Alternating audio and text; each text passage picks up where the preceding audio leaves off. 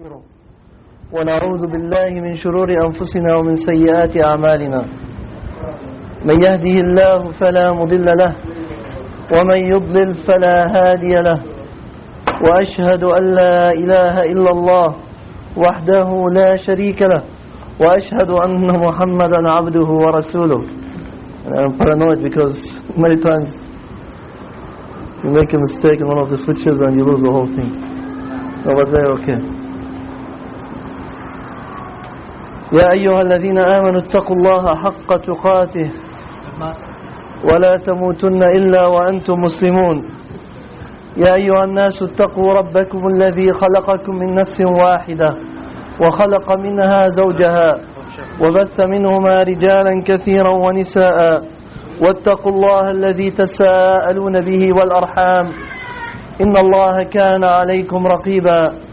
يا أيها الذين آمنوا اتقوا الله وقولوا قولا سديدا يصلح لكم أعمالكم ويغفر لكم ذنوبكم، ومن يطع الله ورسوله فقد فاز فوزا عظيما.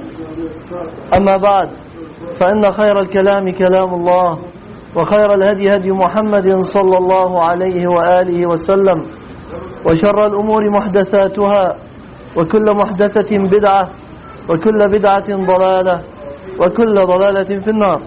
وبعد، I think this machine needs a muffler, the copy machine, the dubbing machine. ممكن عليه كمان تاني معلش الصوت مش واصل. أما بعد, we started yesterday by covering or going over some of the definitions needed for the understanding of the subject of Wasaṭiyyah or moderation in Islam.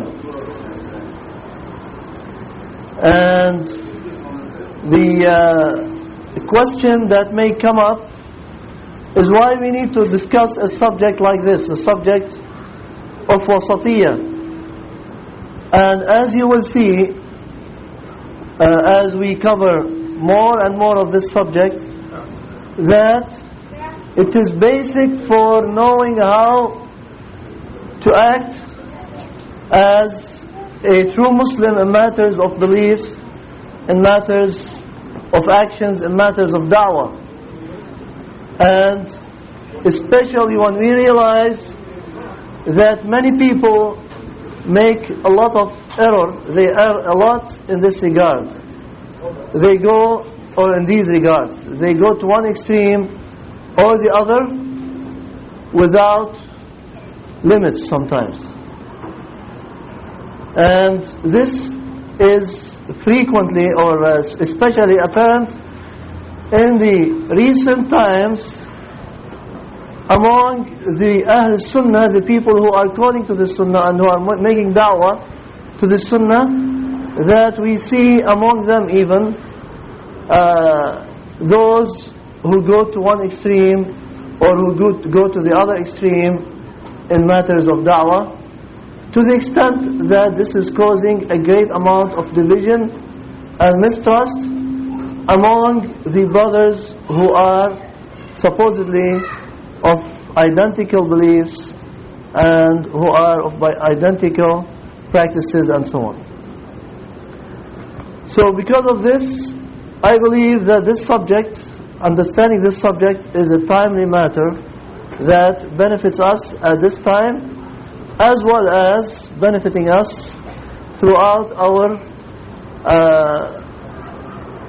dealing with matters relating to Islam. So we continue today with where we stopped yesterday in regards to definitions, and we got to the point where we were talking about Ahl Sunnah and what is meant by Ahl Sunnah. This meaning is very related to the meaning of Sunnah that we discussed yesterday, and especially in the last sense of the word Sunnah that we said is the understanding of the scholars of the Salaf, that the Sunnah is used often and frequently in contradistinction with Bid'ah. So Ahl Sunnah means they are opposite to the people of Bid'ah.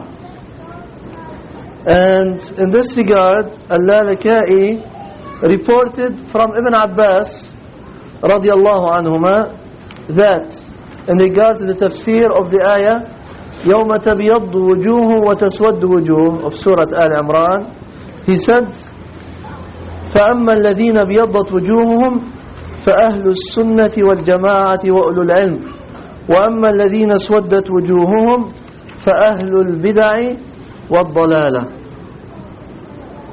So in other words, تَبْيَضُّ وُجُوهُ أَهْلِ السُّنَّةِ وَتَسْوَدُّ وُجُوهُ أَهْلِ الْبِدَعِ. The faces of the people of Sunnah become lighted on the day of judgment, and the faces of the people of Bid'ah become darkened on the day of judgment.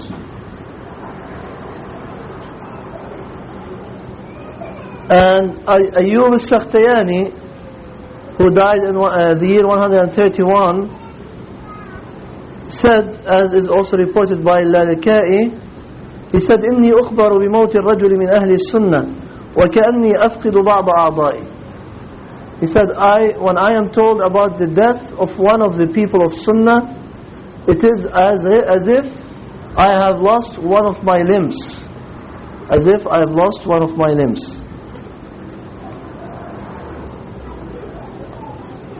And Sufyan al-Thawri rahimahullah reported, and he died in 161, he said, استوصوا بأهل السنة خيرا فإنهم غرباء. And he said, ما أقل أهل السنة والجماعة. He said, take good care of the people of Sunnah because they are strangers among the people, because they are few. And he said, how few are the people of Sunnah and Jama'ah.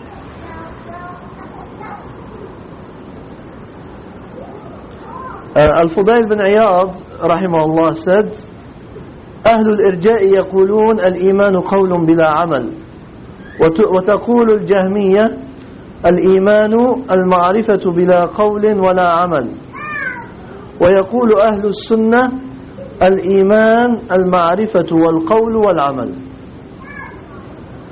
So in this statement, Al-Fudayl bin Iyad put Ahl Sunnah in the face of Al-Murji'ah and Jahmiyyah, showing that they are on the truth path, whereas Murji'ah and Jahmiyyah are on the wrong path in their understanding of Iman. So the people of Irja or Al-Murji'ah, and you should understand this now so that I don't have to repeat it later when we talk about Al-Murji'ah, which will be, and other sects that we'll be talking about inshallah in a little bit. So the people of Irja say Iman is saying without actions, which means if someone says the Shahada, then regardless of what he does, he is perfect. And therefore, if he is the most righteous person or the worst sinner, if they both said the Shahada, they are equal. That's what the Murji'ah say. That's what the Murji'ah say. And it is unfortunate to find people in our time, because of their hatred of the Sunnah, that whose banner was held very strongly and firmly by the Shaykh Al-Allama, Al-Imam of our time, Muhammad al-Jibālī. It is because of their hatred of that, they say that he is murji, or that he upholds or believes in irja. And as Shaykh Al-Allama Ibn Uthaymeen rahimahullah said, he said, whoever says this about Albani, he either does not know Al-Albani, or he does not know what irja means, or he does not know both. Why they say that? And this is also something that it is important to follow with me what I'm saying, because we will not have time with this in this short program to repeat things. Why they say this? It all comes from or boils down to the matter of takfir. There are people who are takfiris, and they like to label others with takfir. So if they see a ruler who is ruling by other than the law of Allah in a Muslim country, they say he is kafir. So it is easy for them to declare kufr on people, or to pass kufr upon people. Now, even though he himself, the ruler, does not say I am kafir, I deny Islam, I reject Islam, they say he is kafir because he applies a rule other than the rule of Allah. And Allah says in the Qur'an, وَمَنْ لَمْ يَحْكُمْ بِمَا أَنزَلَ اللَّهُ فَأُولَٰئِكَ هُمُ الْكَافِرُونَ. Whoever rules by other than Allah's rule, those are the disbelievers. They say therefore he's a disbeliever.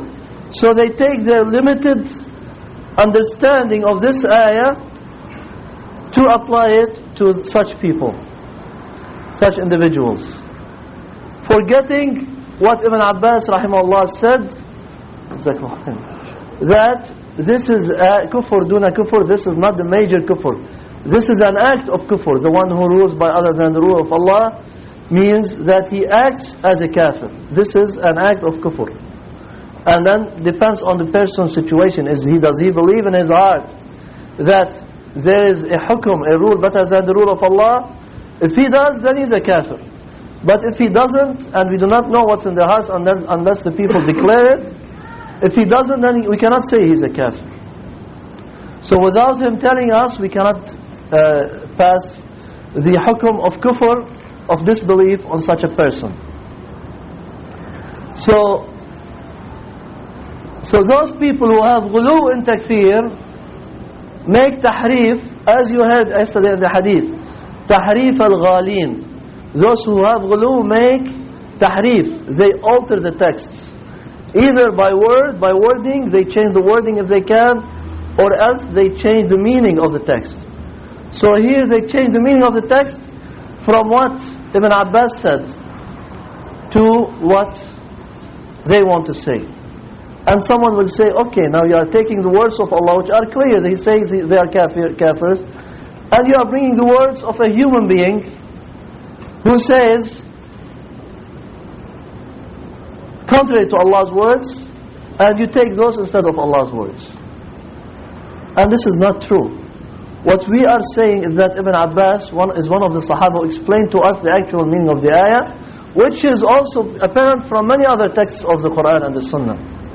Like when Allah Azza wa Jal says, إِنَّ اللَّهَ لَا يَغْفِرُ أَن يُشْرَكَ بِهِ وَيَغْفِرُ مَا دُونَ ذَلِكَ لِمَن يَشَاءُ. Allah does not forgive joining partners with Him, and forgives anything lesser than that for whomever He wills. So that means that there are actions that are less than shirk, less than taking partners of Allah, even no matter how large, how huge they are in their magnitude of sinning, that Allah may forgive for whomever He wills. So, and there are other texts. So what we are saying is that we cannot take this ayah and single it out alone and say, therefore, by the text of this ayah, they are kafirs.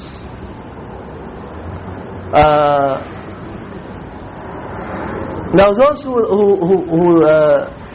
support takfir, they do not like people who do not support it, and do not support them, and do not go with them to rebel against the rulers, and to cause chaos and confusion on earth.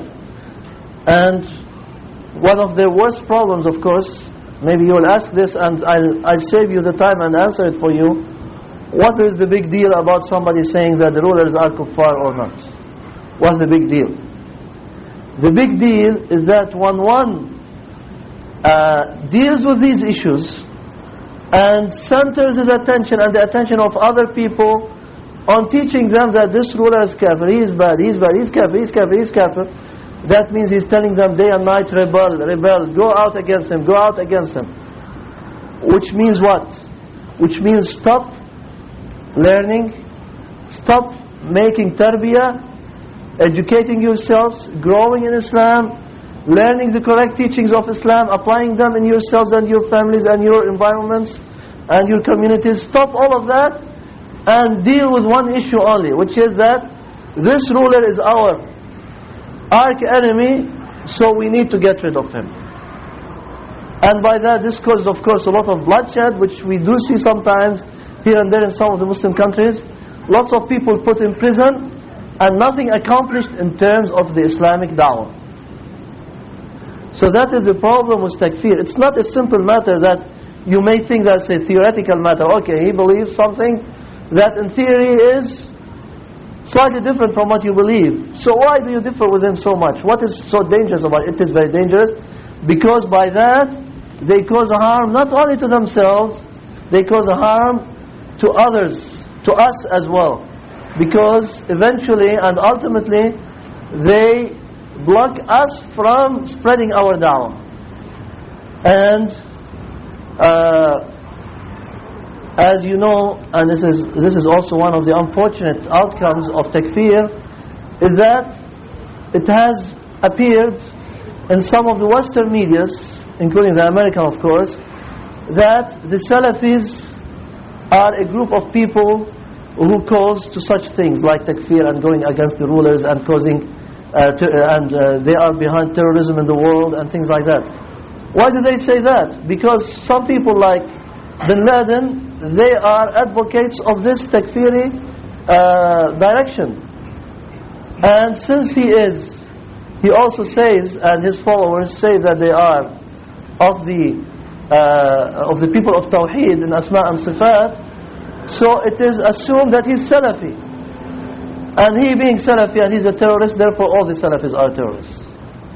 Whereas the true Salafis are the furthest from terrorism, because they know that there's no benefit of this. There's no time for it. We have to center our attention on more important issues that are now lacking in the Ummah. As for the rulers and their problems and the other problems of the Ummah, inshallah, when it is time for them, Allah will help us to deal with them and to resolve them.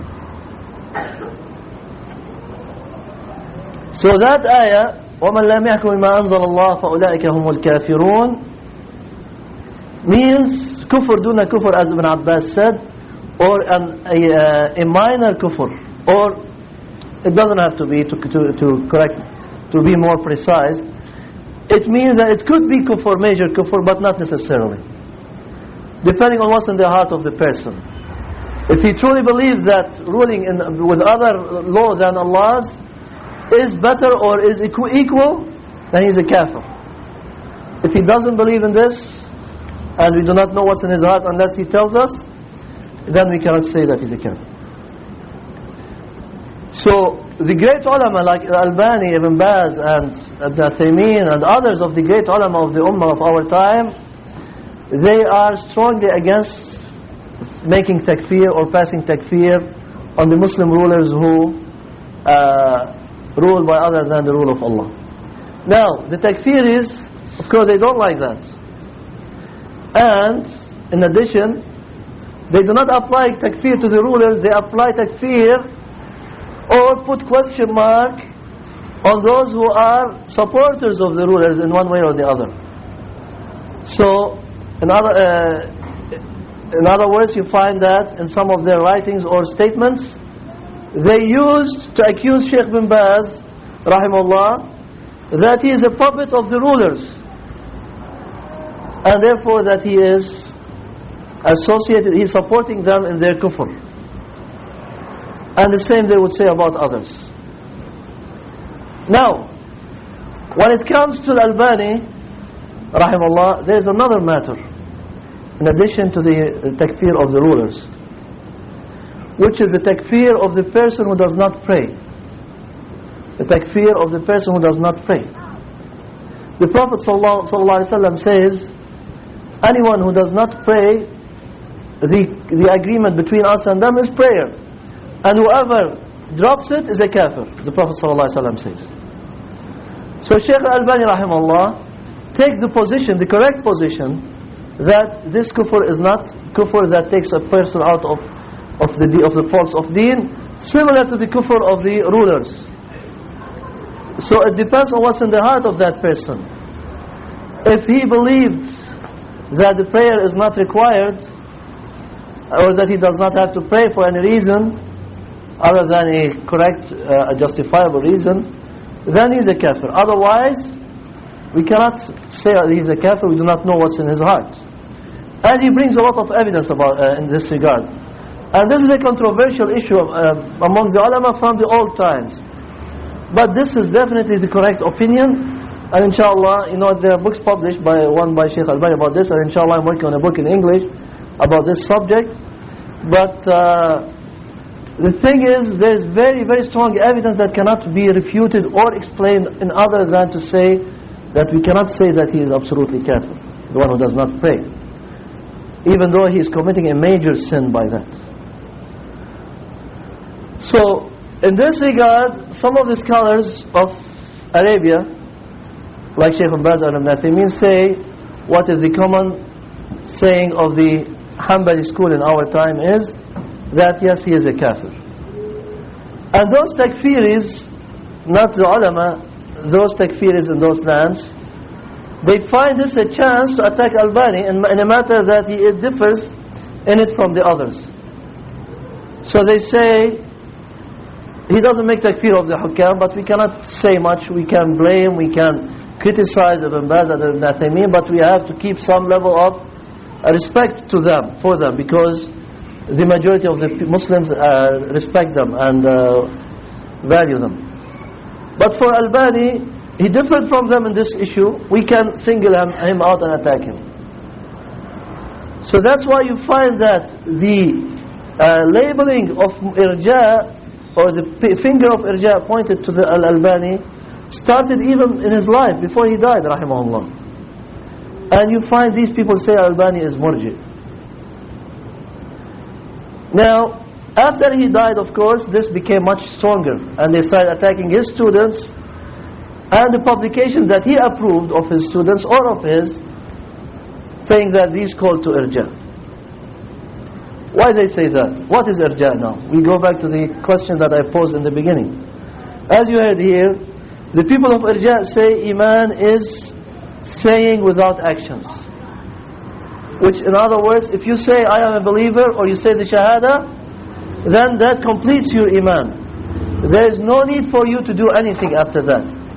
Even if you live all your life sinning and not practicing or performing any of the commands, then when you die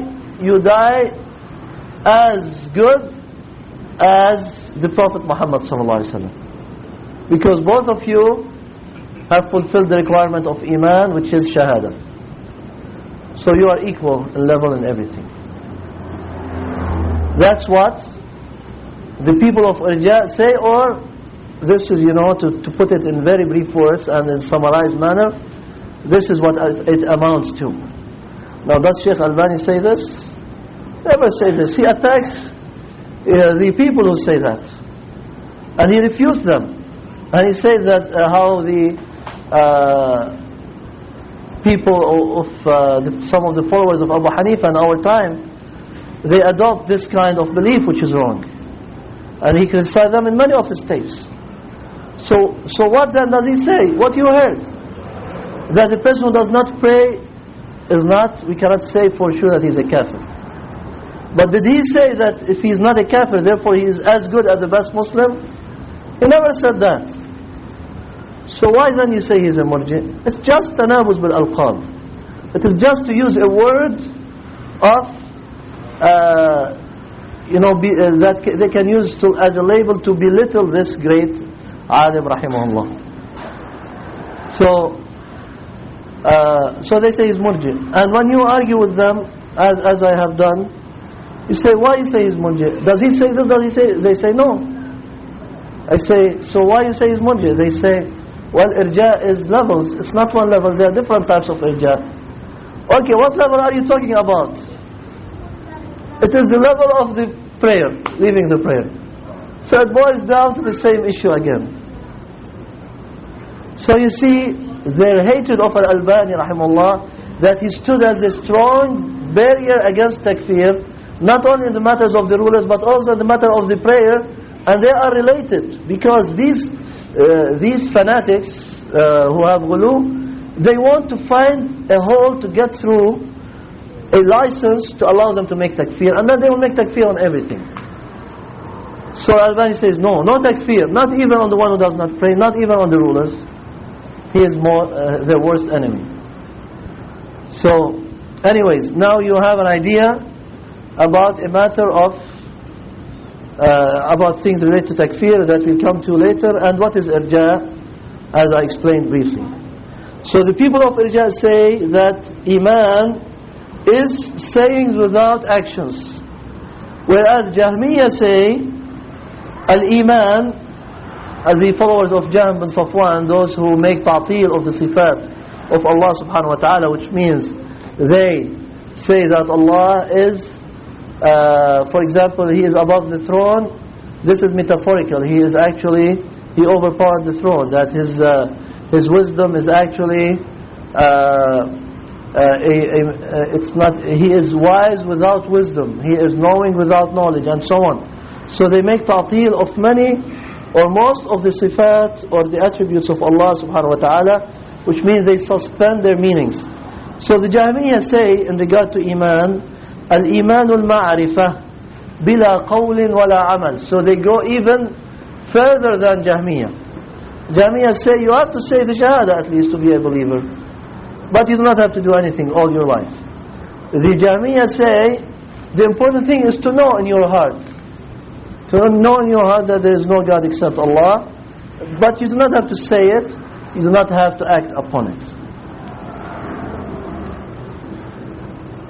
Al-Fudayl bin Iyad adds, وَيَقُولُ أَهْلُ السُّنَّةِ, as for the people of Sunnah, they say Al-Iman, Iman is Al-Ma'rifah, belief in the heart, Wal-Qawl, saying with the tongue, Wal-Amal, actions. Or as we say it now, Al-Imanu شو؟ لا إيمان بالجنان، مش إيمان، يستعمل كلمة أخرى، تصديق بالجنان ونطق أو قول باللسان وعمل بالأركان. So تصديق بالجنان يعني المعرفة، وقول باللسان القول، وعمل بالأركان العمل. So he's saying Al-Fudayl the same thing. He's saying that this is what Ahl Sunnah say, as contrary to what the people of Bid'ah, who are in this case Murji'ah and Al-Jahmiyyah.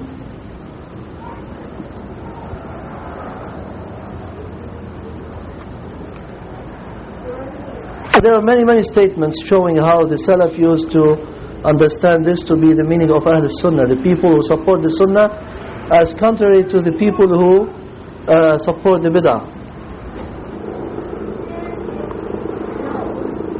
So Ahl Sunnah, what's the meaning of Ahl Sunnah then? Ahl al-shay'i hum akhassu an-nasi bihim. When you say the Ahl of a certain thing, that's the people who are most pertinent to that thing. So the people of Sunnah are the people who are more pertinent to the Sunnah, and يقال في اللغة أهل الرجل أخص الناس بهم. Your Ahl are the people who are closest to you, most pertinent to you. Ahlul Bayt are the dwellers of the house. Ahlul Islam, those who believe in Islam, and so on. So Ahlul Sunnah are أخص الناس بها, the closest to it. وأكثرهم تمسكا بها, and those who adhere the most to it. واتباعا لها, and who follow it. قولا وعملا واعتقادا, by sayings and actions and deeds and beliefs. And when it is used in the Islamic, by the Islam, as an Islamic term, it could mean one of two meanings. It could mean generally all of the Muslims except for the Shia, and this is a common use of Ahl Sunnah. When they say Ahl Sunnah, they mean everybody except the Shia. And this is the common understanding of the common people. So if you go to a Muslim in the street and you say, what is your madhab? He will say Sunni, or if he's Shia, he will say Shia. So to them, this is all what's there in Islam: Sunnah and Shia, or Ahl Sunnah and Ahl Shia. That's it. But the more correct and more specific to our discussion is that when you say Ahl Sunnah, you mean Ahl Sunnah al-Mahdha al-Khalisati min al-Bid'ah. They are the people of the pure Sunnah which is clean from innovations. And this يخرج به سائر أهل الأهواء والبدع. So that would take out from it the people of bid'ah and the people of whims. So otherwise, if you with your first understanding, Ahl Sunnah means everybody other than the Shia. That means the Sufis are included, the Khawarij are included, the Murji'a are included. Everybody is included except for the Shia. But this is the more proper and correct understanding, and this is what we will be applying in our discussion. It is the Sunnah, the pure Sunnah, that is clean or pure from bid'ah, and this takes out the people of whims and innovations like Khawarij and Jahmiyyah and Murji'ah and Shia and other people of bid'ah.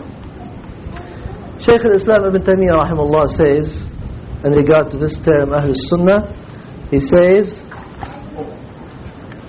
now you can use them. Right. He says, Ahl Sunnah يراد به من أثبت خلافة الثلاثة. This term means or applies to the one who confirms to or admits to the khilafah of the three, which means Abu Bakr and Umar and Uthman, because the Shia do not accept that, of course. فيدخل في ذلك جميع الطوائف إلا الرافضة. So that would include all of the groups or sects except the Rafida, the Shia. وقد يراد به أهل الحديث والسنة المحضة. Or else it could be applied to the people of the pure hadith and sunnah. فلا يدخل فيه إلا من يثبت الصفات لله تعالى. So in this case, none would come under this description except those who affirm the attributes of Allah subhanahu wa ta'ala, ويقول القرآن غير مخلوق, and who says that the Qur'an is not created by Allah, وأن الله يرى في الآخرة, and that Allah will be seen in the hereafter, ويثبت القدر, and he affirms القدر, وغير ذلك من الأمور المعروفة عند أهل الحديث والسنة, and other matters that are known to the people of hadith and sunnah. And whoever does not take that or does not believe in that, then he would be of the people of bid'ah, as contrary to the people of sunnah.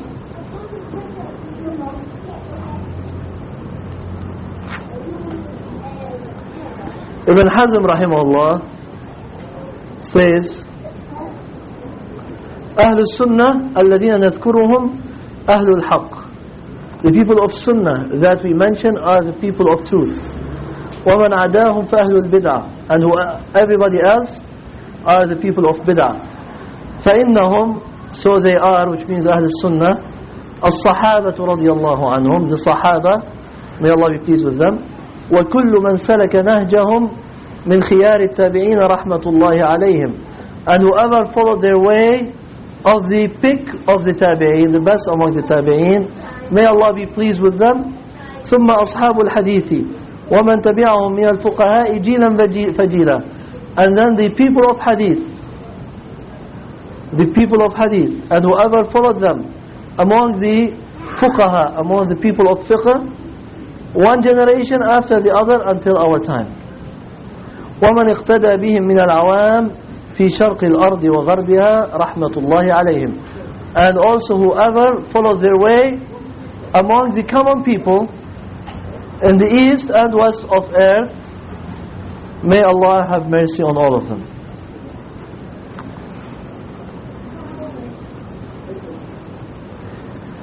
Now, knowing that the people of Sunnah or Ahl Sunnah are of such great status because they are the followers of the haqq, of the truth, of the true Islam, it is no wonder that you will find that there are many people, including the people of bid'ah, who would like themselves to be called people of Sunnah, even though they are not upon the Sunnah.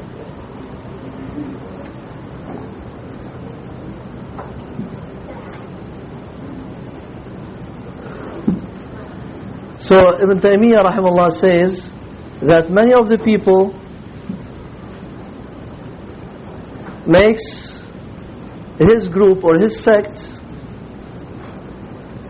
as the people of Ahl Sunnah wal Jama'ah, and whoever disagrees with them, that they are the people of Bid'ah. And this is indeed a great deviation, because the people of truth and Sunnah, they would not take as their followed one but Rasulullah sallallahu alaihi wasallam, the one who does not speak who does not speak out of desire, because it's only a revelation that is revealed to him, and so on. And every group claims that it is the saved group and that they are upon the truth.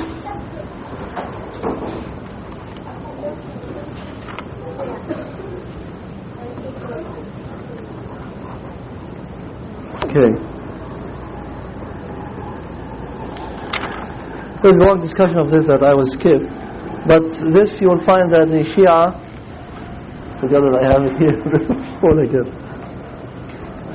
that the people that the Shia, the Mu'tazila, Ash'a'ira, we know that mostly in our time the Ash'a'ira and sometimes even the Sufis say we are Ahl Sunnah wal Jama'ah, we are Ahl Sunnah wal Jama'ah, and that's why some of the ulama, like our Shaykh Rahimahullah al-Albani, he used to warn from using this term by itself alone to describe one's adherence to the Sunnah, because he says that in our time it's not sufficient, and it's not sufficient to distinguish one from the people of Bid'ah, because many of the people of Bid'ah call themselves Ahl Sunnah wal Jama'ah. So if we say we are Ahl Sunnah wal Jama'ah, the question comes, which Ahl Sunnah wal Jama'ah you mean? Which Ahl Sunnah wal Jama'ah? You mean Ash'a'ira? You mean Sufis? You mean Mu'tazila? You mean who do you mean? So that's why he insists that to be clear and distinctive, you have to say that we are the followers of the Salaf or the Salafis.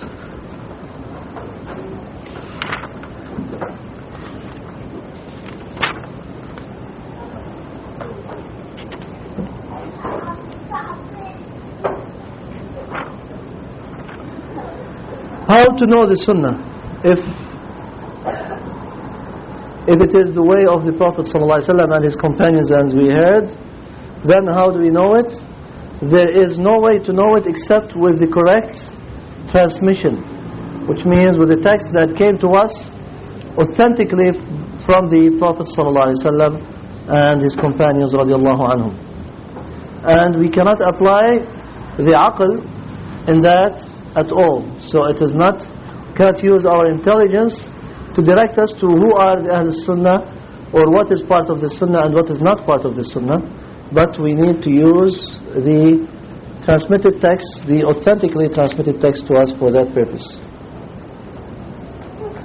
Imam As-Sunnah, Imam Ahmad rahimahullah said, وَلَيْسَ فِي السُّنَّةِ قِيَاسٍ. There is no qiyas in regard to the Sunnah. Qiyas means analogy. So you cannot acquire the knowledge of the Sunnah by analogy. وَلَا تُضْرَبُ لَهَا الْأَمْثَالِ. And you cannot set examples or parables for the Sunnah. وَلَا تُدْرَكُ بِالْعُقُولِ وَالْأَهْوَاءِ. And it cannot be understood by, or reached rather, it cannot be reached through intelligence or minds and desires. إنما هي الاتباع وترك الهوى. Rather, it is the true adherence to the Prophet ﷺ and to leave off or to avoid desires.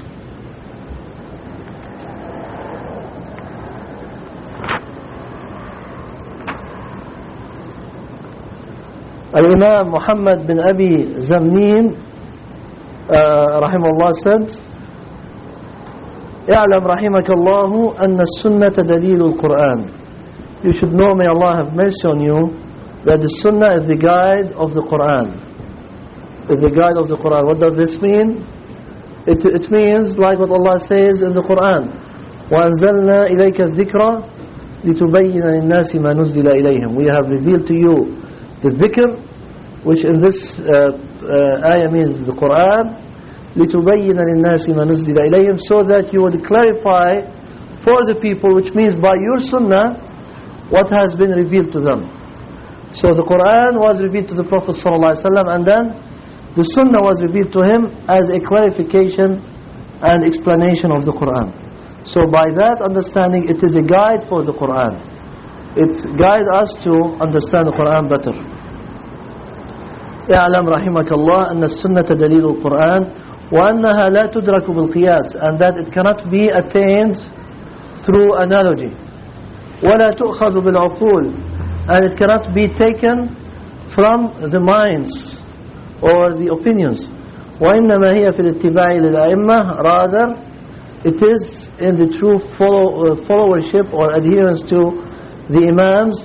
وَلِمَا مَشَى عَلَيْهِ جُمْهُورُ هَذِهِ الْأُمَّةِ, and to that upon which walked the majority of this ummah. Now here it is not a very precise statement like the clear-cut statement of Imam Ahmad, because it leaves room for confusion, this statement. Because when you say Jumhur of the ummah, we do not follow the Jumhur always, because the Jumhur sometimes is wrong. We follow the truth, the dalil, regardless of who, whether those who take it are the Jumhur, the majority, or the minority. Okay? So we do not take our beliefs by voting and finding, okay, now we have so many for it, so many against it, therefore it is correct. Like I remember in some of the modernist Islamic centers that in the past I have lived and used to go to some of them in the towns where I used to live. I forgot where it was, whether it was in Cleveland or some other place, I don't remember. But what they used to do sometimes, maybe in Cincinnati, they used to say, they take an issue, an Islamic issue, a Shariah issue, like should we allow the women, for example, to mix with men in the masjid, or should we allow them to come into the masjid without hijab or not? So they say, let us take a vote. How many agree and how many disagree? So as if the vote will determine what is right and what is wrong. So, I mean, of course here this Imam does not mean that, but still, I mean, the Jumhur is a word which is very often used, and it carries a lot of weight in the Shara. But its weight should not be to the extent that we take their word over the truth, over the true evidence from the book and the Sunnah. حتى جمهور العلماء, يعني sometimes you find the majority of the scholars upon a matter, and the minority, like in the new book that I'm publishing, inshallah, it is being printed, about the woman entering the masjid and holding the Qur'an, reading from the Qur'an when she is in her menses. The majority of the ulama, except very, very few, say it is haram. But the truth in this case is with the minority. From checking the evidence and looking into it in a fair way, without being biased to anyone, you find that those who say it is haram for her, they have no strong stand in that. And whatever evidence they bring, they are contradictory in it. So, you know, like I was saying, as an example, when Shaykh Ibn Taymiyyah rahimahullah in his letter or risala about the woman entering the masjid and holding the Qur'an or reading the Qur'an, he says it is okay for the woman, I mean this is from memory now, I'm not quoting him, I'm saying what I remember that he said, and you can refer to it. It is published in Arabic and in English. Whenever you see a collection of letters about women, it will be among them. And in English I think it was translated with the letters of the rules of bloods for women or something like that. So you'll find it there. When he talks about a woman entering, making dhikr and listening to the Qur'an, he says it's okay, because the Prophet ﷺ allowed the woman to go to the Eid prayer and listen to the people making dhikr and so on. Now one page later, when he talks about the woman entering the masjid, he says it's not okay, Because the Prophet ﷺ prohibited the women from going to the Eid prayer. So how can it be? One page he allowed them, and the second page he prohibited them. He says he prohibited them from entering the musalla of the Eid. He prohibited them from entering the musalla of the Eid. But that means that he prohibited them from going to the Eid prayer. How could that be? I mean, this is in itself a contradiction. And, therefore he says, and he has to say this to save himself from apparent contradiction or error. He says, it is prohibited for her to go to the masjid or to the musalla. But how could it be? It's prohibited for her to go to the musalla. You know what the musalla is? If you have seen a musalla, it is just a very open field, a big open field. How can you prohibit a woman from going to a field, even if she's in her menses? And that musalla of the Eid, the Prophet ﷺ used to pray Salat al-Eid in it, used to pray Janazah in it.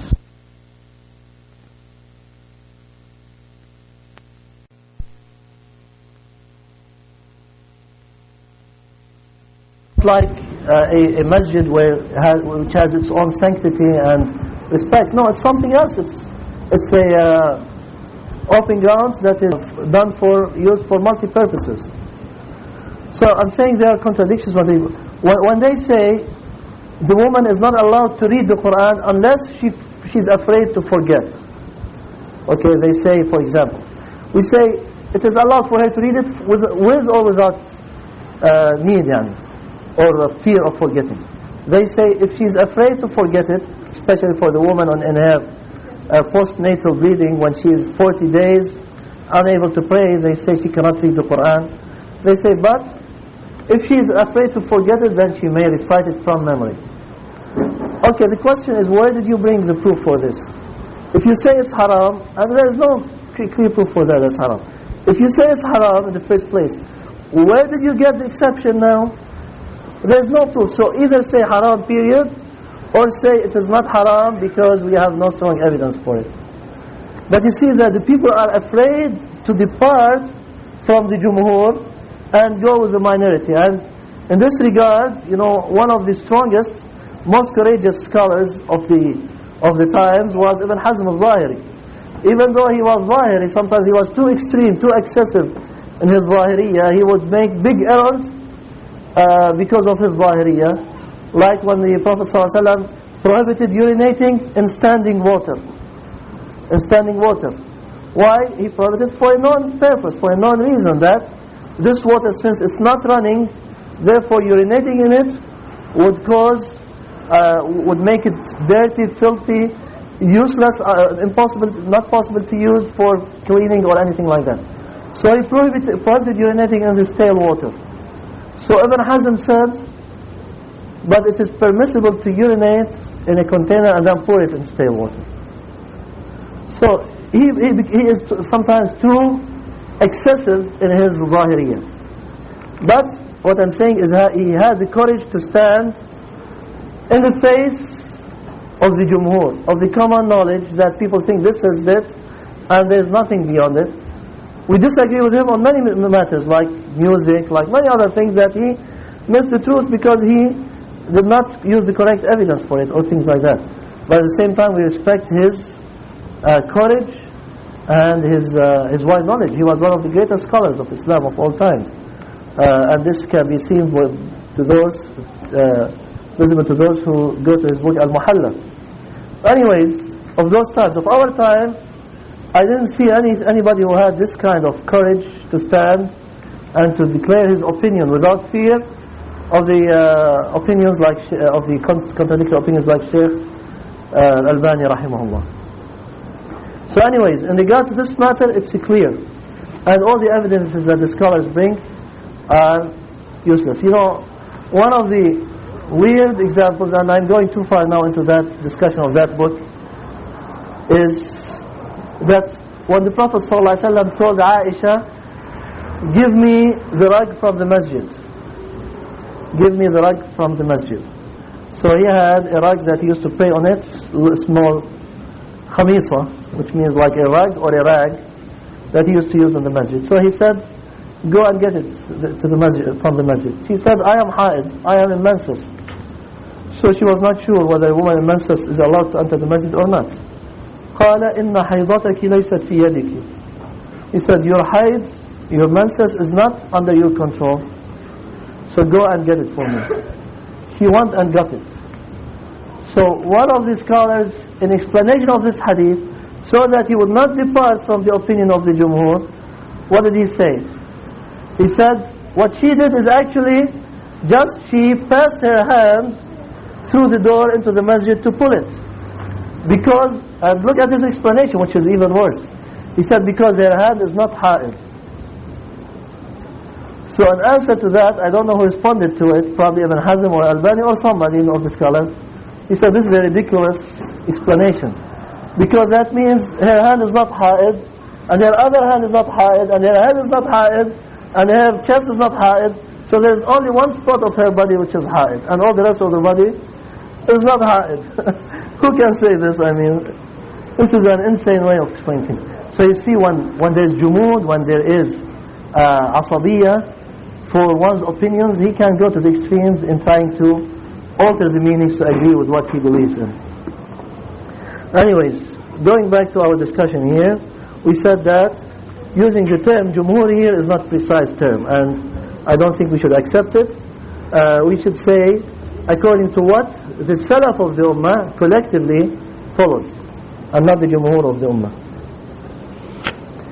Abu Nasr as-Sajzi said there is no difference among al-uqala, the people of reason, that the Sunnah of Rasulullah sallallahu alaihi wasallam cannot be known by intelligence, but it is known by transmission, which means by true transmission of the text, and so on.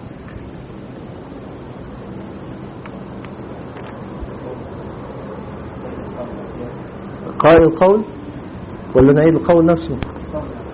لا خلاف بين العقلاء في أن سنة رسول الله صلى الله عليه وسلم لا تعلم بالعقل وإنما تعلم بالنقل.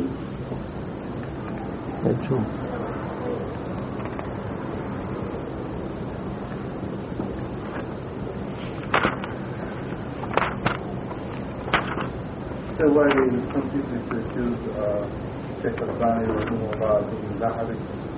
Zahiri? Well, they accuse him of being Zahiri because, like what they accuse him because he is Murji'i, because mere hatred and not knowing him. Because if they knew him, they see how he sometimes refutes Ibn Hazm in a very strong way. Like when he makes fun of him when he says, you take the urine and pour it in the water. And he brings many other examples about Ibn Hazm. Or when he refutes his opinion about music or other things. So, but on the other hand, he follows his opinions in certain matters because he finds that he is upon the truth in that. Like these matters specifically, maybe these are the matters of the woman entering the masjid, reading the Qur'an, or even the junub, holding the Qur'an, reading it, entering the masjid, that there is no dalil to make this prohibited. So that's the opinion of Albani, and it was the opinion of Ibn Hazm, that it is not prohibited, even junub. But the difference between the two is that Albani emphasizes more than Ibn Hazm that for the junub he has the ability to clean himself, to purify himself, to take ghusl. So it's rather much preferable for him to go and purify himself. But if a junub, let's say you give somebody who's junub, you give him the Qur'an, hold it like this so that he doesn't see the cover, and tell him, please hold this book for me while I come back. And he holds it, and then he happens to flip it over and sees this Qur'an. Astaghfirullah, and he throws it from his hands on the ground or wherever he can, and as if he has committed the greatest sin in the world. And some of the scholars say it's okay to hold it by its cover, like this. And some of them say it's okay to hold it if it has some text of the Qur'an, but not all of it is Qur'an. You see, I mean, in order to explain their error, they have to give some reasoning, which in this case doesn't make sense. A tafsir? Yeah, they say tafsir, many of them, they say tafsir is okay because it's not pure Qur'an, it's Qur'an mixed with other things. But if it's لا يمسه إلا المطهرون, it's talking about the angels. The Qur'an which is written in the Lawh al-Mahfuz. إنه في كتاب إنه لكتاب لقرآن كريم في كتاب مكنون لا يمسه المطهرون, يعني في اللوح المحفوظ. هذا واضح من تفسير الآية يعني. لذلك الإمام Malik said that this ayah is similar to the ayah which says بأيدي سفرة كرام بررة, which means this Quran which is in Lawh al-Mahfuz is in the hands of messengers كرام بررة, who are noble and righteous, and those are the angels who hold the Lawh al-Mahfuz in the heavens.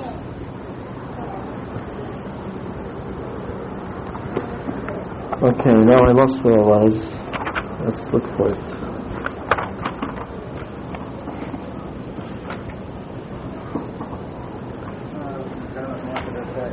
No? No.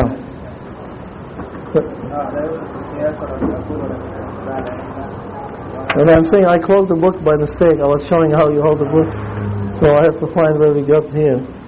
We were talking about who are Ahl Sunnah and how to know the Sunnah, that it is known by naql and not by aql.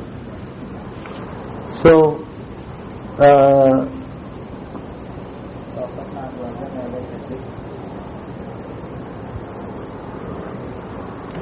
yeah.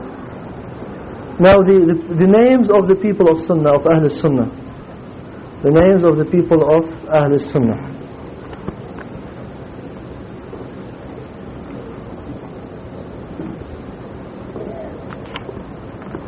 There are many names that are used for them, and the names that are pleasing to them. Of course, I mean sometimes they apply their enemies would apply to them names that are not correct, and they apply them just because they dislike them, like you heard about what they apply to Shaykh Al-Bani rahimahullah. But let's talk about the names that are acceptable to them. The name of the people of Ahl Sunnah or Ahl Sunnah wal Jama'ah, and we said that this is acceptable and correct in meaning, but it is by itself not sufficient in our time to distinguish between those who are upon the true path and who are not. So they may call them Ahl Jama'ah, or they may call them Ahl Sunnah, or they may say Ahl Sunnah wal Jama'ah. And this comes from the hadith of the Prophet ﷺ, in which he said, إن بني إسرائيل افترقت على 71 فرقة. The people, or the children of Israel, divided into 71 sects. وإن أمتي ستفترق على 72 فرقة. This is one of the reports of the hadith, and as you know, some of the other reports, they say the Jews divided into 71, the Christians 72, and this ummah will divide into 73 sects.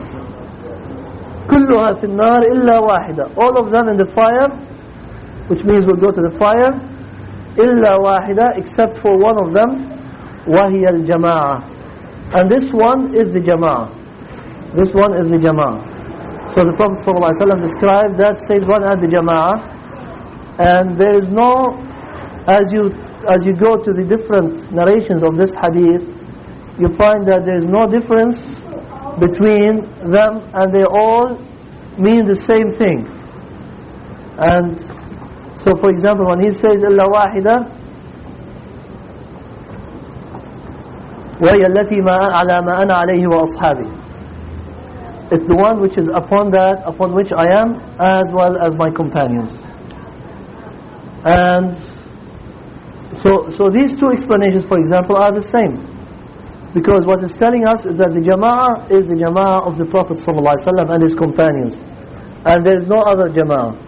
And any other Jama'ah that would come after it must be upon the same way, otherwise it's not part of the Jama'ah.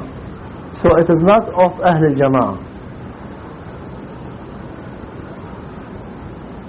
And Allah Azza wa Jal tells us, إِنَّ الَّذِينَ فَرَّقُوا دِينَهُمْ وَكَانُوا شِيَعًا لَسْتَ مِنْهُمْ فِي شَيْءٍ إنما أمرهم إلى الله indeed those who divide their deen, which means instead of being one jama'ah, the jama'ah, and they became Shia sects or parties, you have nothing to do with them. إنما أمرهم إلى الله, their affair is only to Allah. ثم ينبئهم ما كانوا يفعلون, and then He will tell them as to what they were doing. And in the hadith of Huzaifa radiallahu anhu, the Prophet ﷺ told him that at the time of fitan, he should تلزم جماعة المسلمين وإمامهم, you should stick to or cling to the jama'ah of the Muslims and their imam. And this hadith I have translated its explanation. Shaykh Al-Bani rahimahullah had a very good explanation of it, I think in volume 6 of Silsilat Al-Ahadith Al-Sahihah. So I translated it, and it was published in the Huda paper about a year or two ago, maybe more than a year, about 2 years ago. So you can refer to it there if you have that accessible. And also the Prophet ﷺ said, من خرج من الطاعة وفارق الجماعة مات ميتة جاهلية. Whoever departs from ta'ah, from obedience to the imam, that is, or to the amir, and or who leaves or goes against the ta'ah, the obedience, وفارق الجماعة, and departs from the jama'ah, مات ميتة جاهلية, would die a jahili death. The death is similar to the death of the people of Jahiliyyah.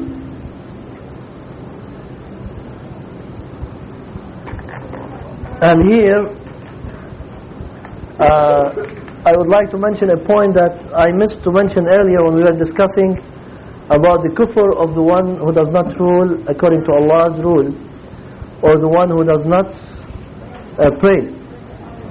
And that point is, what reminds me of it is this hadith which says he dies as a jahili death. Now the question is that, does it mean he dies as a kafir that will be permanently in the hellfire?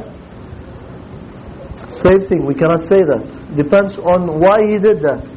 If he went against the obedience and departed from the jama'ah because he disbelieved in all of that, and he believed that it is wrong to be part of the jama'ah, and that one should never follow the way of the Prophet ﷺ and his companions, which is the jama'ah, then he is a kafir. Otherwise we cannot say about him that, and his affair is to Allah subhanahu wa ta'ala.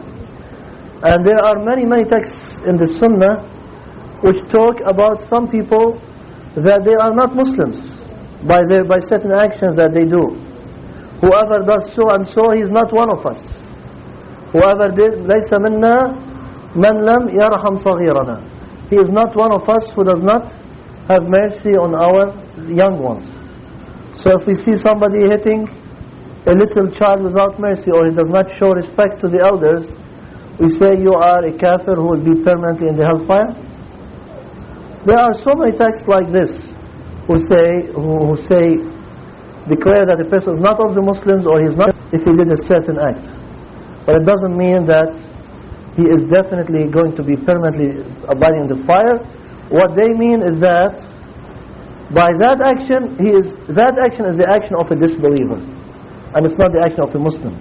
And by him doing it, he is doing an action of kufr. But it doesn't mean that he himself at heart has become a kafir. By that, that's another issue.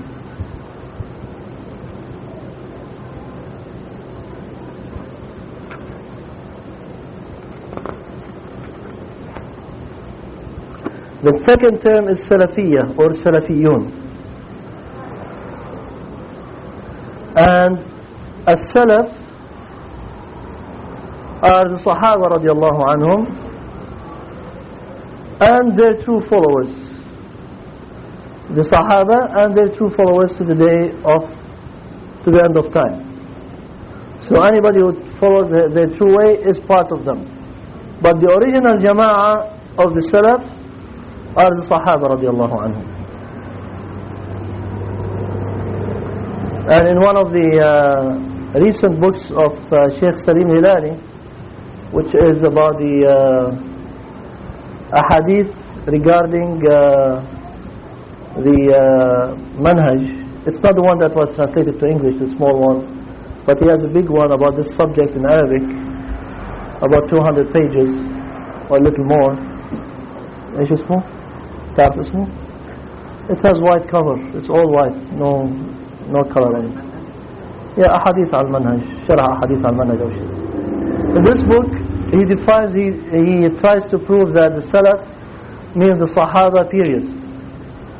In a discussion and in a question-answer discussion between Sheikh Abu al-Hasan al-Masri and Al-Albani rahimahullah, about a year before his death, he asked him, who are the Salaf? Are they the Sahaba or who are they? And he told him they are the Sahaba and whoever follows their way in a correct manner.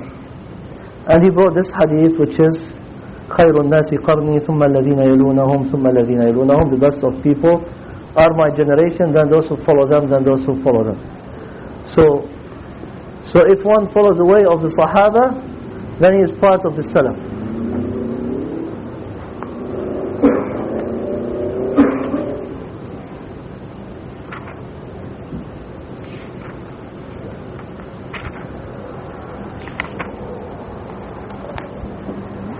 There are in this book, which is started as the Wasaṭiyyah of Ahl Sunnah among the firaq, among the parties, by Muḥammad ba Karim, Muḥammad ba Abudillah, something like that.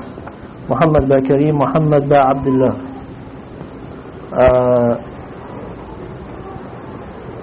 Who is a professor in the Medina University, Jamia Islamiyah.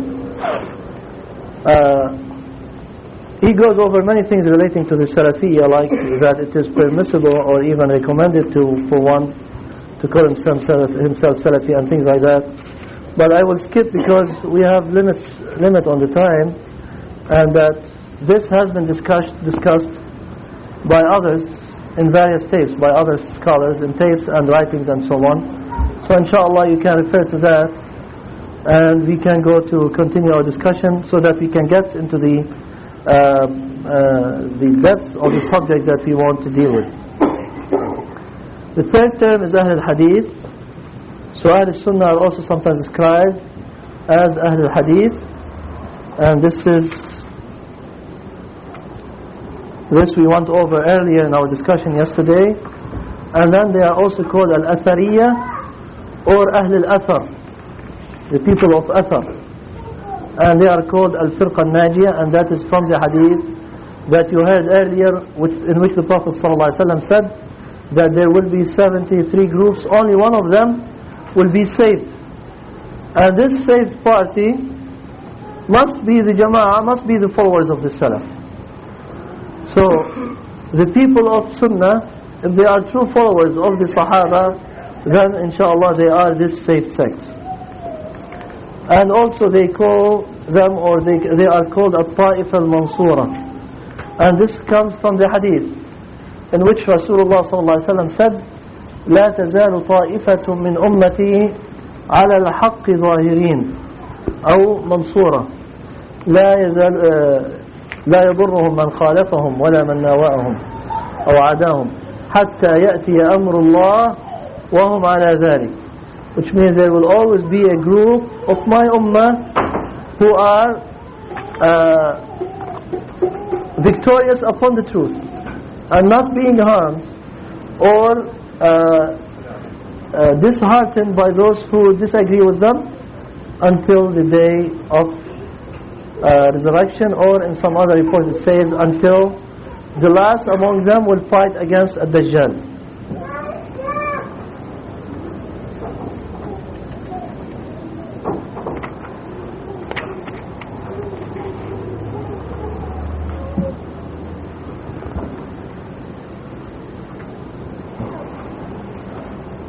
As for the people of Bid'ah, they use some terms to describe the people of Sunnah with them, as tanabuz bil alqab, just to apply titles to make the other people, the common people, dislike them. You attribute yourself to a certain dimension. You know, say I am not the same. I mean, to say I am of the same sect seems to be an overpraise or of one's person. But to say I hope that I am of them, then that is, Allahu Alam, acceptable. I don't know if you can say the same about some of the other terms, because they eventually boil down to the same meaning, but they are not as much of a direct praise as this. So if you say I am of the Jama'ah, it's not as much of a praise as you are saying I am of the saved group, even though they are the same. But even then you can say I try to be of the Jama'ah. That's more humble and say. So you say I try to be of the Jama'ah, because that's what we read. Or, I try to be following the way of the Salaf. Now sometimes when you say I am Salafi, you don't mean, you are not trying to praise yourself by saying I am following the way of the Salaf 100%, because that is not possible for maybe anyone to be following the way of the Salaf 100%. Yeah, for anyone of our time, I mean, it's safe to say no one is following the way of the Salaf 100%. That means that he is applying the Sunnah in its details, and he is not making any mistakes. This is not possible. But when we say we are Salafis, or we the Salafis, we mean that we try to be along that way. So this is implicit in the description. But in the case of Firqa Najiyah, you are right, that this becomes too, what you say, presumptuous. Yeah. So some of the terms that they use against the people of Sunnah to repel the people from around them is mushabbiha. They say they are mushabbiha. They are those who likeners. They liken Allah to His creation. And this is a lie, of course, because we know that. And this is applied by the Jahmiyyah, because the Jahmiyyah deny the sifat of Allah. So in order to attack back the people of Sunnah, they say, but you are mushabbih, you liken Allah to His creation. We say, no, we do not liken Him to His creation, but at the same time, we affirm His attributes for Him.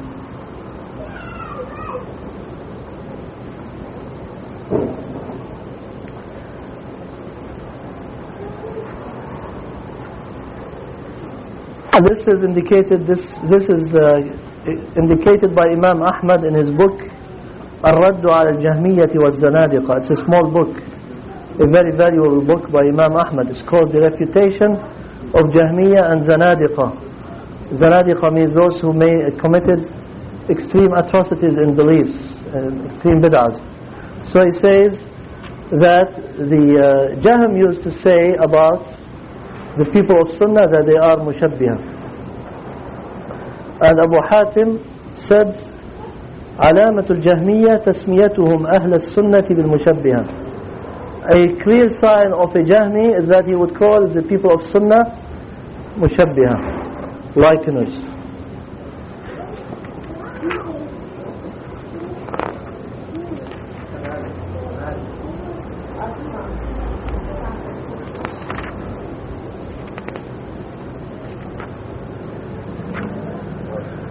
There are other examples. I mean, this is another term. There are many other terms that will come when you discuss. I have a sketch that I'll go over, which tells you that any people who go to one extreme, when you are on one extreme and somebody is in the middle, to you he appears like he is on the other extreme.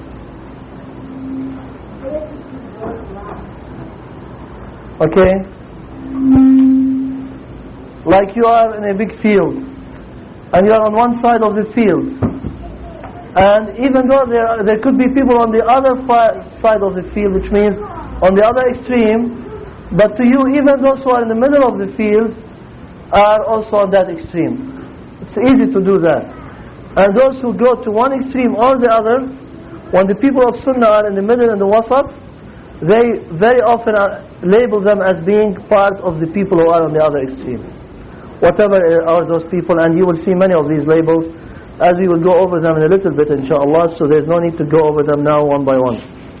But one term that I like to go over, because you hear it, you might hear it sometimes, or we see it sometimes in the Arabic books of Aqidah. Would it be true to say something like if there are two extremes which are opposite to your position, then maybe that's an indication that your position is in the middle? Or is that too philosophical? Yeah, I mean, in general it could be. When we get to it, inshallah, you see from the examples and the diagram that it is probably true. But inshallah we'll get to it more. The Hashwiyyah. This is one of the worst terms that was applied to the people of Sunnah. Al-Hashwiyyah. Hashwiyyah. Like, mahshi? When you make mahshi? When you stuff something? Stuff. Yeah. So Hashwiyyah. Al-Hashu هو أن يودع الشيء وعاء باستقصاء. يقال حشوته أحشوه حشوة. ويقال فلان من حشوة بني فلان أي من رذالهم. وإنما قيل ذلك لأن الذي تحشى به الأشياء لا يكون من أفخر المتاع بل أدونه. They say that Hashwiyyah, they say the person is the Hashu of those people, means he is like the worst of this tribe or those people. And that is because usually, not necessarily, I mean maybe some people will not do this, but usually they say when something is stuffed into something else, the stuffing is not of a good quality.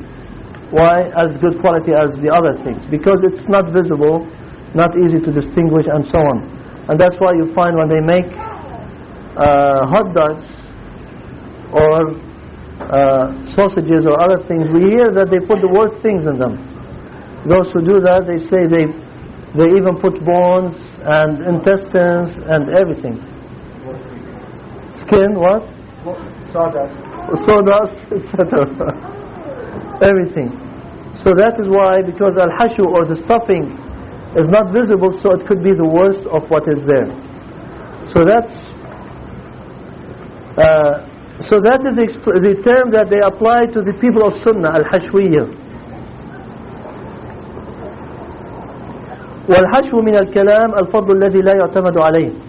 When you say he's speaking hashu, which means he's speaking useless words that there's no need for them.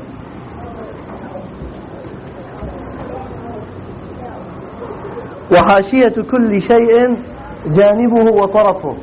The حاشية is the border or the side of something.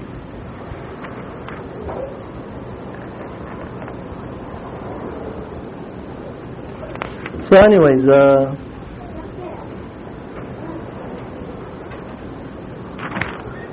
this, as we said, is a term that is used by the people of Bid'ah against the people of Sunnah.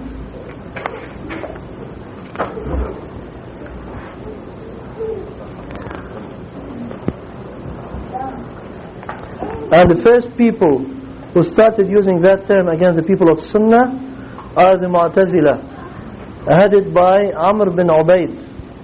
Amr bin Ubayd, qatalahu Allah,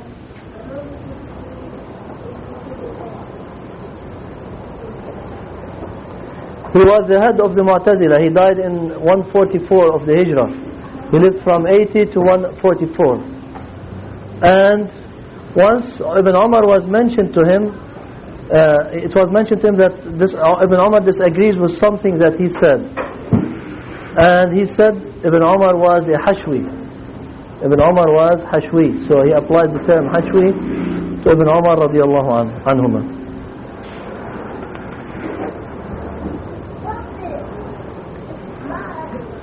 Ibn al-Imad,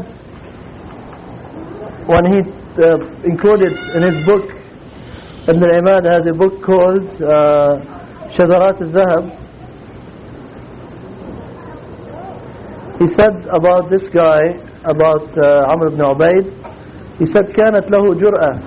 He was a daring person. قال عن ابن عمر هو حشوي. He said about Ibn Umar that he is Hashwi. قال فانظر هذه الجرأة والافتراء. So look at this daring and falsehood that he made up. عَامَلَهُ اللَّهُ بِعَدْلِهِ. May Allah treat him with his justice, which means punish him according to his justice subhanahu wa ta'ala. And the Mu'tazila continued to call the people of Sunnah as Hashwiyyah through the time until the time of Imam Ahmad and after that.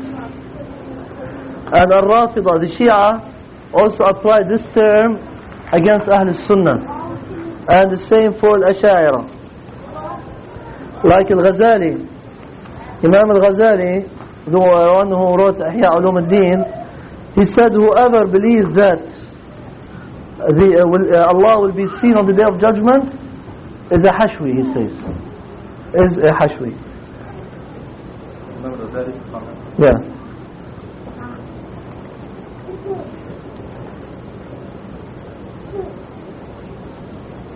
And similarly for Juwayni of Al-Ash'ari and others among them.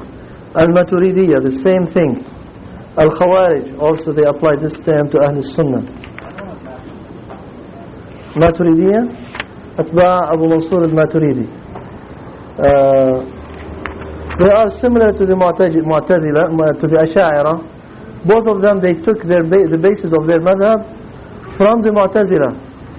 So they applied the Ilm al-Kalam, the logic, the Greek logic, to the beliefs of Islam. And they therefore rejected many of the sifat of Allah Azza wa Jal, because they said it does not agree with the logic. It doesn't make sense that Allah is such, and so on. And so they applied their logic to the sifat of Allah subhanahu wa ta'ala.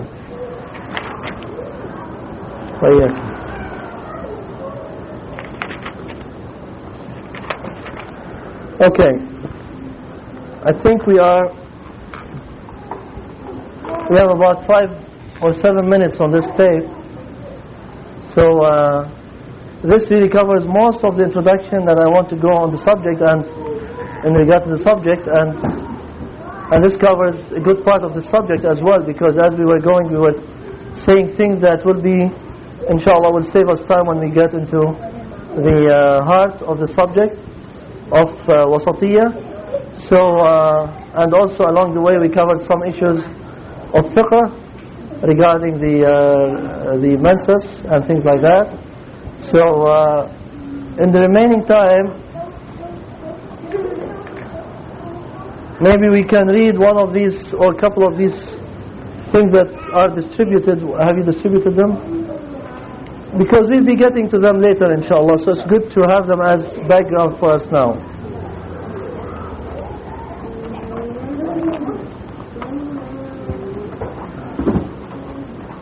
One of the signs of ghulu or excessiveness in our time is that you find some people hunting for the mistakes of others and using those mistakes as a means of destroying the others if they can. And in the process what happens is that they destroy the da'wah, because they cause a lot of division and splitting within the body of the ummah.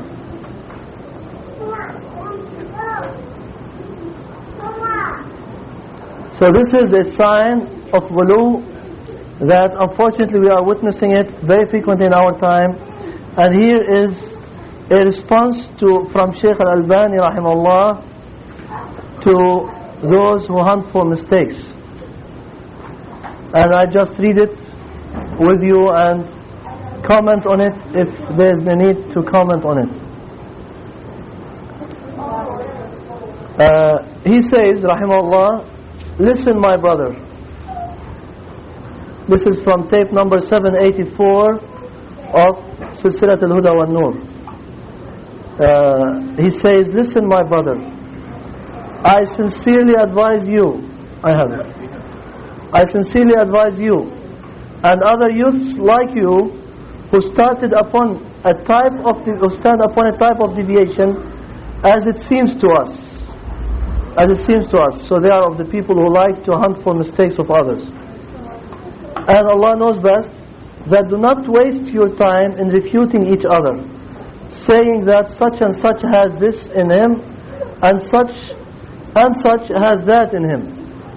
This is because, firstly, there is no knowledge at all in this, which means you do not gain any knowledge in this. This is a waste of time. You are supposed to be spending your time learning the true knowledge instead of wasting your time looking for the mistakes of other people. And secondly, this mannerism only breeds enmity and hatred in their hearts and causes contempt and rancor to develop in the hearts. And this indeed is what we see also, that there is a whole lot of hatred now among even those who call themselves the du'at of the Salafiyyah, because they start pointing fingers to each other and they say, he has this mistake, no, he has that mistake, no, he has this mistake, so don't take from him, don't take from this, don't take from that. So it is upon you to seek knowledge, which means your obligation is to go and seek knowledge instead of wasting your time in these matters. It is knowledge that will make clear to you the reality of the speech which is in praise of a particular person having many mistakes and whether he is deserving of being labeled as an innovator. So he's telling him, instead of wasting your time working on pinpointing who has mistakes and who doesn't have mistakes, go learn the knowledge, and then this knowledge will show you the truth in that regard. Yet, why do we wish to delve into such issues? Indeed, I advise you not to delve into such issues. The reality is that we complain about this splitting which has occurred between those who ascribe themselves to the da'wah, to the book and sunnah, or as we say, ad-da'wah salafiyyah. The greatest cause of this splitting, and Allah knows best, is the following of whims and desires and the evil dictates of one's soul. It is not due to the presence of differences in thoughts and ideas. So this is my sincere advice. It's a great advice, and in this advice Shaykh Al-Bani rahimahullah points to the two main reasons of ghulu or excessiveness in any matter, including this matter of labeling people. And these two problems, as he indicates, are first ignorance. We'll go over that later in the lectures inshallah. First is ignorance, because he says go and learn knowledge because there is no knowledge in this. And second is following the desires. And he says there's no difference between you and them actually. So why are you making this a reason of dividing the hearts? And I'd like to mention a situation which occurred between me and a brother that I met in England 2 summers ago. And this brother, there's no need to mention his name because none of you knows him, and it doesn't help to mention his name. This brother had difference with a number of individuals and mashayikh maybe and so on. So when I met him, he had with himself a briefcase maybe close to the size of my computer bag here. So it's quite thick and big. It's like a doctor's bag. If you know the doctor's bag, it's leather and from the top it's thin, but from the bottom it's very wide. So he had a bag like that. And whenever a person was mentioned, whoever, a sheikh, a student of knowledge, whatever, that he does not like, he says, wait a minute. And then he opens his bag and he starts looking through it, and then he pulls a file on that person. And he says, look what he says. Look what he said in this such and such tape, such and such place. Or he has also a set of tapes he can make me hear them if I wanted to. So I said to him, look brother, I really feel sorry for you, because you are wasting your time in searching for these errors of people instead of spending this valuable time instead in learning the true knowledge. And in the process you are increasing hatred in your heart. You are adding to the hardness of your heart towards your Muslim brothers.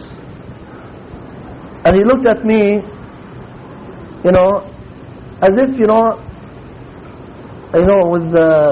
what you say in the English expression, with glassy eyes, like he heard me but he did not understand what I said. He looked at me for a brief moment and then he went back into his bag and started digging to bring some more evidence to show me. So it did not click in his mind what I'm saying. Now later on, very recently, I'm reading some email letters from some brothers in England and so on. This brother was a close friend of them, and he used to take some information and carry it to some scholars overseas to make them make statements against certain individuals. Those brothers who were his close friends like this, and who came with him as one group, they are writing email letters attacking him and warning from him and saying he's a big liar, do not take anything from him. He fabricates evidences as he likes. So this is ghulu, it gets a person to an extreme that it becomes his full desire to what you say in the criminal terminology, that incriminate someone